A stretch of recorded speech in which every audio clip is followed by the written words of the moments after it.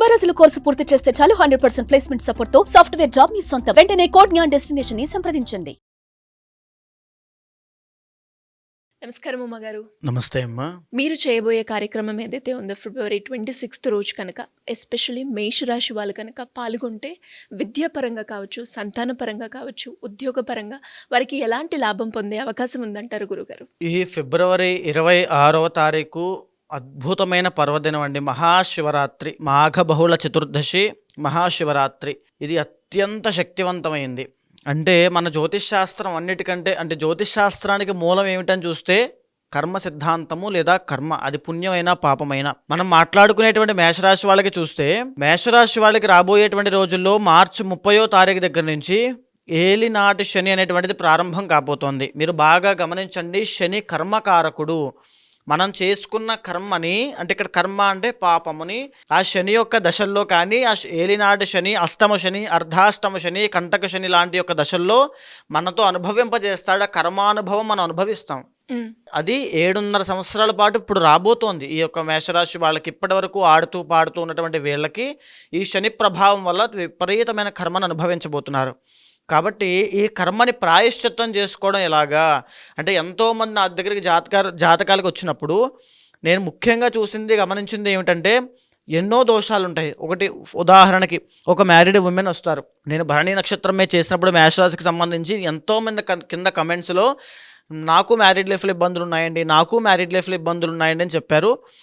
అయితే వచ్చినటువంటి వాళ్ళ యొక్క జాతకాలు చూసిన తర్వాత కళత్ర దోషం ఉంటుంది, మాంగళ్య దోషం ఉంటుంది, కుజదోషం ఉంటుంది, కాలసర్ప దోషం ఉంటుంది, ఆయుష్ గండాలు ఉంటాయి, అన్నీ ఉంటాయి.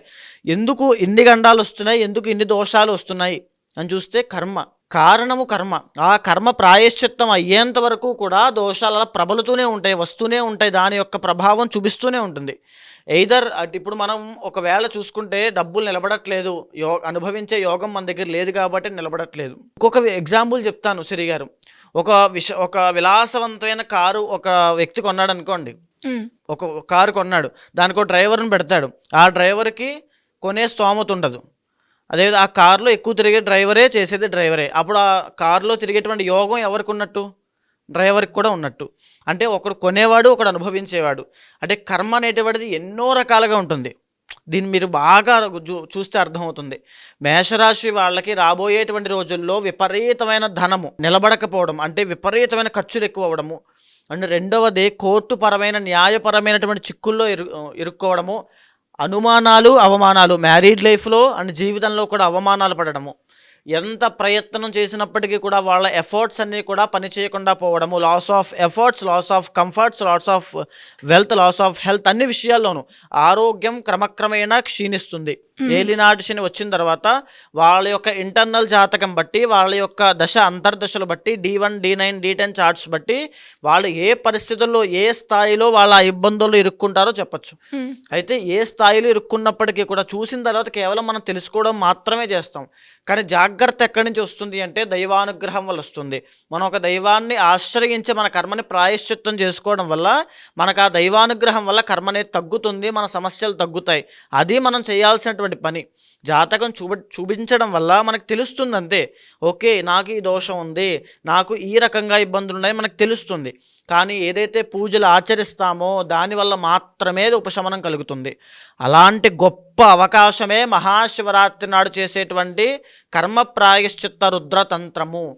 ఇందులో పాల్గొన్న ప్రతి ఒక్కరికి కూడా ఏదర్ వివాహపరమైన సమస్యలు, భరణి నక్షత్రానికి వాళ్ళకి అవ్వచ్చు, అశ్విని నక్షత్రానికి లేట్ సెటిల్మెంట్ అవ్వడము, సెటిల్మెంట్ విషయంలో అంటే ప్రొఫెషన్, కెరీర్ విషయంలో అసలు ఒడిదుడుకులు రావడము, లేకపోతే లేట్గా మ్యారేజ్ అవ్వడం లాంటివి ఏ సమస్య ఉన్నా, కృత్తికా నక్షత్రం వాళ్ళకి ఎంత కష్టపడినా, ప్రయత్నాలు ఎంత చేసినా వాళ్ళకి రిజల్ట్స్ రాకపోవడం లాంటి సమస్యలు ఉన్నా, భరణి నక్షత్ర స్త్రీలకి, ఉమెన్కి ముఖ్యంగా PCOD కానీ, PCOS కానీ, సంతాన సమస్యలు కానీ ఏమైనా ఉన్నా, అశ్విని నక్షత్ర జాతకులకి న్యూరో రిలేటెడ్ ప్రాబ్లమ్స్ ఏమైనా ఉన్నా, లేకపోతే పొలిటికల్ కెరీర్లో ఉన్న వాళ్ళకి ఏ రకమైన ఇబ్బందులు వస్తున్నా, ఎందుకంటే బికాజ్ అశ్విని నక్షత్రం వాళ్ళకి మనం మాట్లాడుకున్నామండి 4 పాదాల వాళ్ళకి ఎలా ఉంటాయని. ఈ మేషరాశిలో సంచరించేటువంటి ఈ 3 నక్షత్రాల వాళ్ళకి ఎలాంటి సమస్యలున్నా రాబోయే రోజుల్లో అవి తీవ్రతరం అవ్వబోతున్నాయి.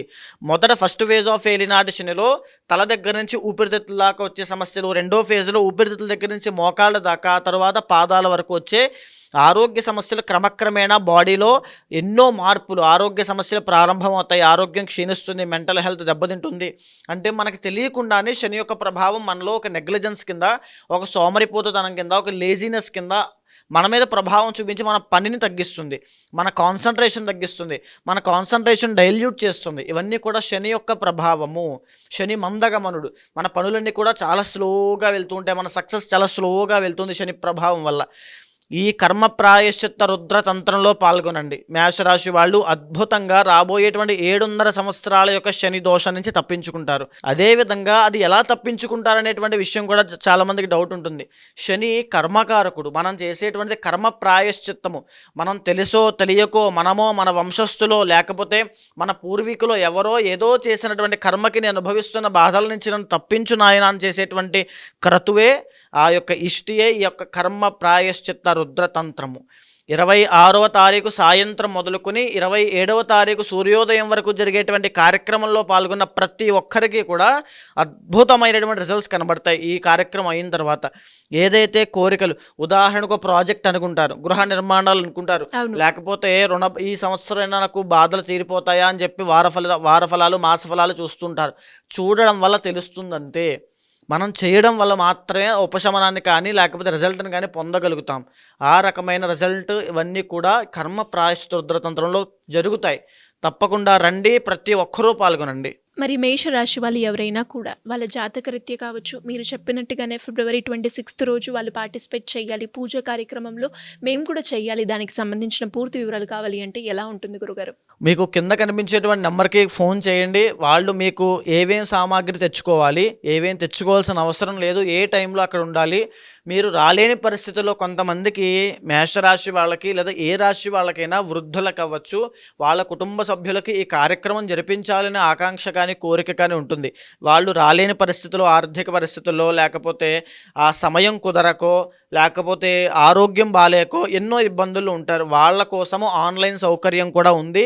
మీరు దర్శనం చేసుకోవచ్చు, తప్పకుండా దర్శనం చేసుకోవచ్చు. ప్రతి ఒక్కరూ కూడా జరిగేటువంటి కార్యక్రమాన్ని అంతా కూడా లైవ్లో దర్శనం చేసుకోండి. ప్రతి ఒక్కరికి కూడా ఒక మంత్ర జపాన్ని ఇస్తాను. ఆ మంత్ర జపాన్ని జపం చేస్తూ ఆ యొక్క కార్యక్రమాన్ని దర్శనం చేసుకోండి. ధన్యవాదాలు గురుగారు. నమస్తే అమ్మా. సుమన్ టీవీలో మీ పర్సనల్ అండ్ బిజినెస్ ప్రమోషన్స్ కోసం కింది నెంబర్కి కాంటాక్ట్ చేయండి.